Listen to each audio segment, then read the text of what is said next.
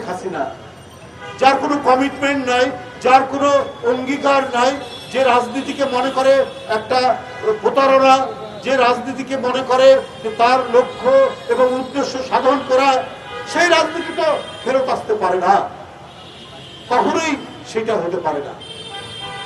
তো আজকে আমাদেরকে তো সেই জিনিসটা দেখতে হবে। অন্তর্বর্তীকালীন সরকার একটা নিরপেক্ষ সরকার, সেই সরকারের কাছে মানুষের অনেক দাবি দেওয়া, মানুষের অনেক প্রত্যাশা যে আমরা শান্তিতে থাকবো, স্বস্তিতে থাকবো।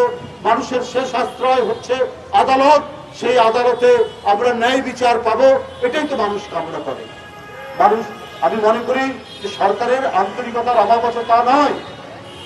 আজকে আর্থিক ক্ষেত্রে মুদ্রাস্ফীতি অনেক কমে এসছে, জিনিসপত্রের দাম একেবারে না কমলেও মোটামুটি সেটি আর বাড়ছে না, কিন্তু কর্মসংস্থান তো হচ্ছে না।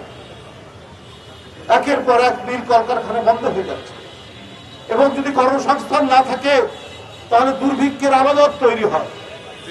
আপনাদের দুই একজন উপদেষ্টা হয়তো হাঁসের মাংস খেতে পারবেন যে কোনো জায়গায়, কিন্তু জনগণ তো আর হাঁসের মাংস খেতে পারবে না। সেই আলামত, সেই পরিস্থিতি যেন সৃষ্টি না হয়। গার্মেন্টস সেক্টর থেকে 1 লক্ষ লোকের চাকরি চলে গেছে,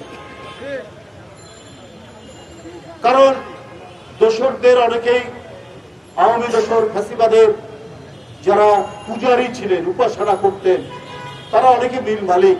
আমি বারবার বলেছি, আমাদের দল থেকেও বলা হয়েছে, মিল কলকারখানা যেন বন্ধ না, মানুষের ক্ষুধা যেন না বাড়ে, মানুষের ক্ষুধার সাথে রাজনীতি করা যাবে না।